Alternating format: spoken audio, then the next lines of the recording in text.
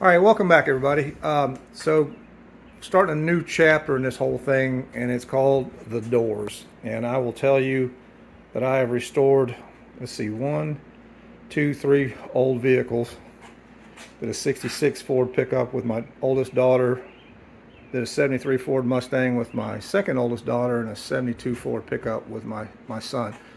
And I'm telling you, the worst thing in the world for me was doors. They kicked my butt.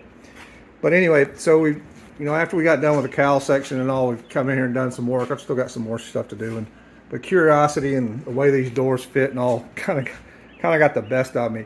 And I'll be honest, they aren't bad yet, but they aren't great. But we knew, looking when we did this, it was always, it never was going to be exact. So what it looks like we've got is we're pretty far away here, and we kind of start getting closer, down towards the bottom of the hinge. We're pretty good. We're in a little bit here, and then we're drooping, like we're drooping right here, and this is out quite a bit. So we got some alignment problems, but the good thing about it is, it looks like if we could solve this problem, if we can get this door to come forward like that, that's going to close this gap up, and it starts getting better back here, and it's also going to give us the space we need for here, right? And then we've got to do some adjustment to get this up. Down here, we're not too bad, actually pretty close. So, like I said, curiosity got the best of me. So the owner, he's gone out and he's bought a new set of hinges for both doors. So what we're going to do now, instead of tweaking or dinking with this, we're just going to go ahead and put the new hinges on, figure out how to get these old hinges off and put the new hinges on, and then we got to adjust it. I have looked all over the place, and about the only thing I can see on how you adjust these things is basically you have to bend this damn hinge to draw this up this way, make it go forward. And now, granted, I don't have this thing completely lined up and everything, so this is not a perfect setting, but it's close enough that I know that our cowl install and all got us pretty close to where we need to be. Now it's just a matter of tweaking everything and putting the new stuff on and being done with it.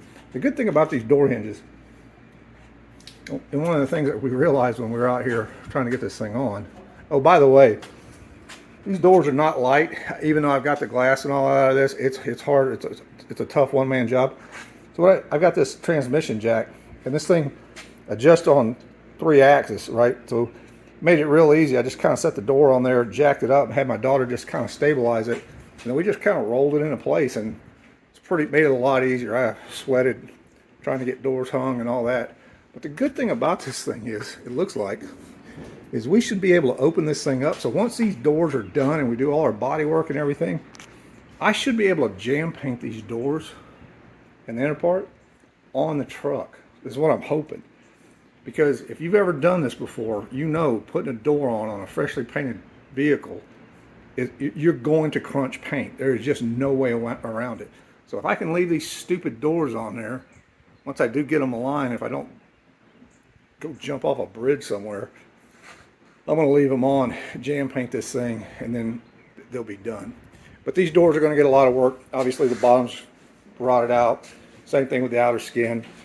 The owner wants to put electric windows. We're going to go to a single glass system, get rid of that vent deal, put electric windows, and electric door locks, probably electric door handles on this thing if I had to guess. So we got a lot of work to do on the doors. So the first thing is I'm going to take this back off and then figure out how these old hinges come out. I don't know, I can't tell right now if these are some kind of a rivet or these are bolts or exactly what. So I'm going to have to figure that out. So, all right, I'll get set up and we'll go from there.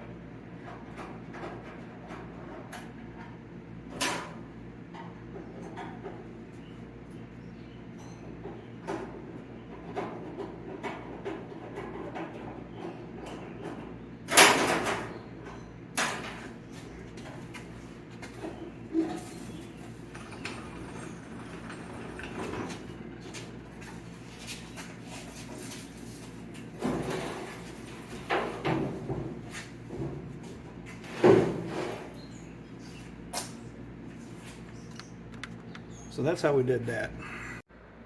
Okay, it looks like, from what I can tell, and it's almost impossible to see up into the door, just it's so thin, but it looks like all four of these and those four up there, those are rivets.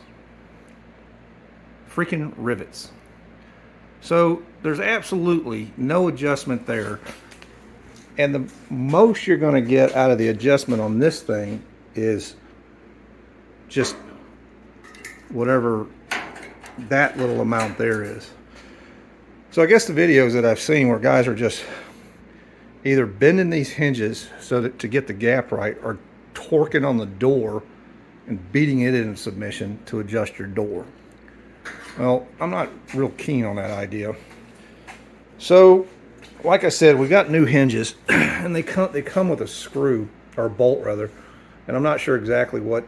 I haven't really looked at them. I need to probably get them out, but I think what I'm going to do, this may be the wrong answer, I don't know, but I think what I'm going to do is I'm going to drill these out and see if I can't pop the rivet out going in the door and release this hinge and drop it out.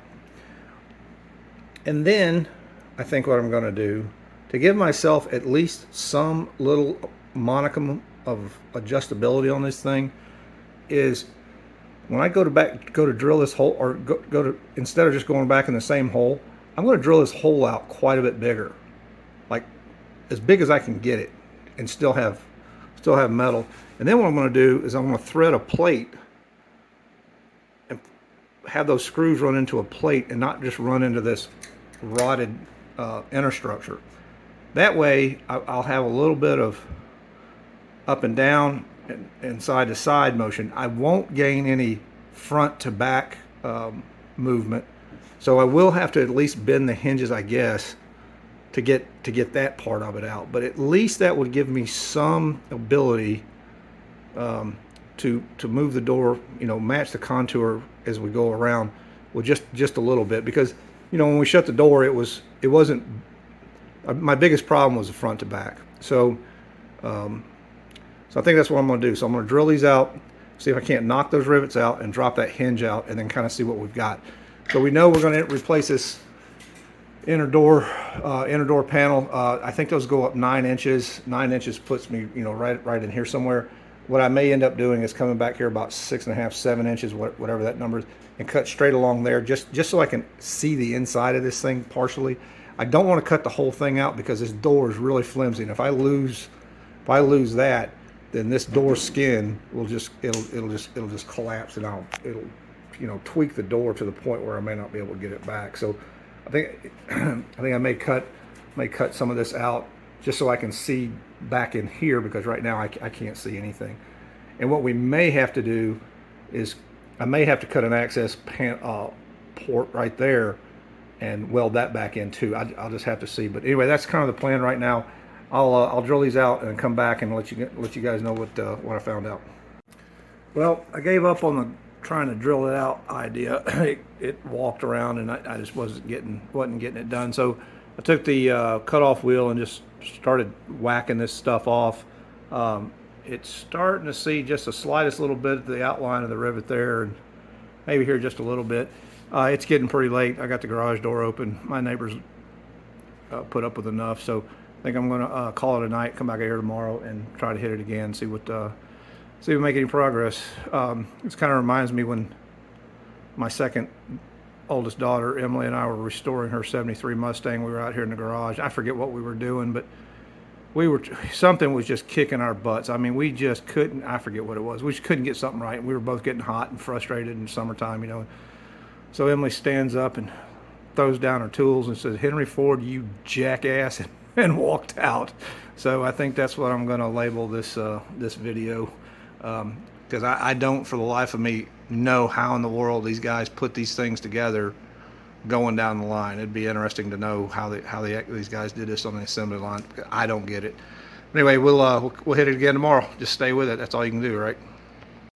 Okay, so we're back at it. So what I ended up doing is I tried to perfect the method for removing these, because all this is going to get taken out anyway, right? Because we already talked about replacing this inner door panel.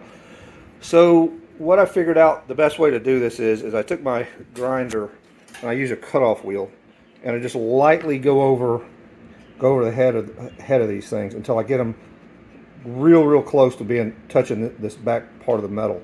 And then what I do is I take my little chisel and I get that head away from there, and then grind it down a little bit more. Then you can clearly see exactly where that stud is, and then mark the inside of that, and then through a series of holes and stuff like that, end up drilling it out. I ended up finding a 3/8 inch bit was the one that got them out. So here is the culprit, and this thing slides in. I'll put this thing back in, but it goes in like that, right? So this hinge is actually hidden by this piece of this outer door trim, or outer door skin rather, and so that's how it goes in. So now that I know kind of the way to do it, I can come up here to this front one and do the same thing. Like I said, so I'm gonna take my cutoff wheel, use the edge of it, grind this down real close to the metal, and then chip the cap away from it. Then I can really identify exactly where my rivet is, and then drill them out from there. So that's that. So once I get this one out, I'll take a look and see if what I think about drilling these holes out bigger. I don't know. It's kind of hard to tell exactly how much bigger I can go. Like I said, that's 3/8. I'll get the bolts. These bolts that were supplied with the hinge set. I'll get those and see what size those are, and then, like I said, try to make this thing a little bit bigger, and then that way we can have a little bit of adjustment, in those two directions when we mount the door, and I think that'll help us out a lot. So we'll check back, and I'll when I get close to this, spare you from all the grinding, but I'll show you kind of how I did this. So. Okay, I'm going to change my strategy a little bit. I got to look at it, how I kind of boogered that sheet metal up over here on down the lower one. So what I'm going to try to do is start off with a really small drill bit and just progressively drill these out. We'll see how this goes. I'm hoping what happens is once I get this thing big enough, we can pop those heads off, and we won't mar up this metal too bad. So I'm just going to progressively go through these and just drill it out bigger and bigger. So.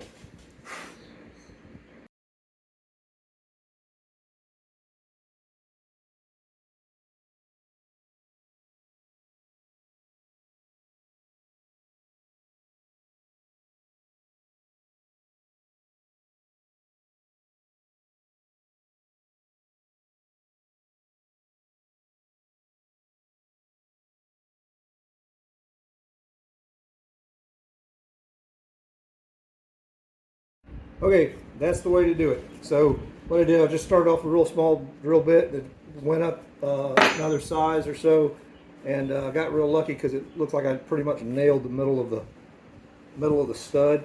And then, as you can see, I just knocked those little hats off there, and that's what you get. So no collateral damage, which is a damn good thing. So now I'm going to show you how I get these. Well, I'm going to try to get this hinge out like I got the other one out. I'm not going to promise anything at this point.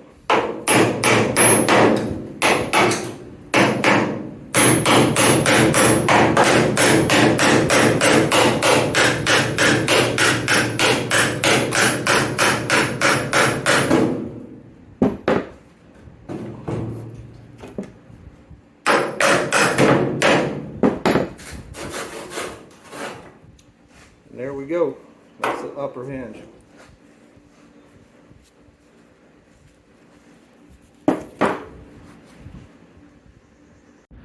All right, we're back at it. This is what we've got. This is kind of talking about the plan from yesterday. Went and got a piece of, I think that's 1/4 inch plate. I don't think it'd have to be that thick, but it's as thick as the hinge. So what I did is I put the hinge on there and marked the holes, drilled it out, and tapped it. So I was mistaken when I said that hinge kit came with these bolts. It does not. It does come with these three that go here, those tapered screw heads.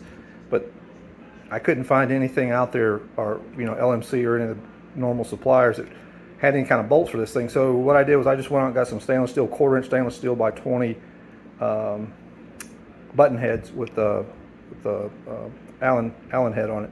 So I think that's what I'm going to use. I do have some washers that I'll put on here because my goal, like I said, is to go ahead and drill this hole out. I'm going to try a 1/2 inch. I think I've got enough room there. But before I do that, I'm going to test fit this and make sure I don't have any interference issues up in the door. And so I'll let you, let me do that, and then I can come back and we'll take a look and see how it looks.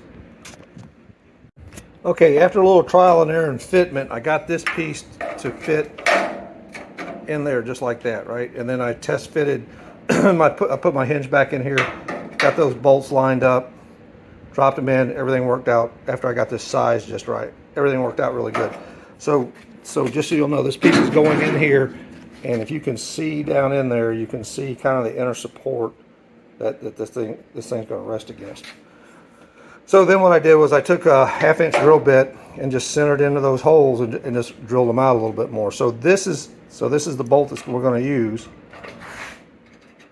So we should theoretically have that much adjustment on the upper and lower hinges. So, which I guess theoretically that's 1/4 of an inch. So if the bolt, if I can get it out of my mouth, if the bolt's 1/4 inch and the hole's 1/2 inch, that should give us 1/4 inch, which should translate into a decent amount of adjustment. So what now I'm going to do is I'm going to slide the hinge back in and get my bolts lined up. It's a bit of a challenge doing that, but we'll get those lined up. I got these washers. I might have to stack washers on this thing. I'm not exactly sure. Probably going to have to see if I can't find a bigger 1/4 inch washer that's thicker too, because there's going to be some oomph on that thing. So I'd like to, instead of stacking washers, I'd like to find a bigger one, not quite a fender washer, but maybe something like that along those lines, and that's got a little more meat to it. So these things lay nice and flat when we get it all done. So all right, I'll put these in and then come back. Okay, got them in there. So I don't know if you can see it, but there's I scribed a line right here where that's where the holes lined up relative to the door. So if you can see, hold on a second, let me do this. It's a little hard to do it. So that's about all the way out. So there's a little bit of adjustment there, and I can go this way, and I can also go in a little bit more. So I can go in too. So I think this is going to work. So now I can tighten these down, and I can do the back side, mock it up, and then I can put the door on there and kind of see. Then we go from there. So all right, we'll put these on. Come back, and I'll get the door on the cab and go from there. Pretty happy with it. Okay, we got the door stuck in there. Really worked out pretty well. I do have a little bit of adjustment in and out, and a little bit this way, not a whole lot. But anyway, like I said, I used my floor jack. I did that. Was able to stick the door in there by myself with no problem. So that's kind of a handy little deal. So once we got the door put on, and I haven't fiddled with it very much, so it's still off a little bit, but so it's about the same as we started initially, right? We didn't gain or really lose anything. So we still got a droop here. We're still way out up here, and we're tight back here. So it looks like, from everything I can tell, looks like we're going to need to bend this hinge this way. So once we crack it around that way a little bit, I think it's going to draw that up. But what I am worried about is it wanting to kick that corner out. So I'm not sure exactly what's going to happen. So I think I'm going to end this, I don't know, the Henry Ford, What a Jackass episode with this, and I'll start filming, working on how we go about adjusting these doors and all that. So appreciate you watching. Thank you.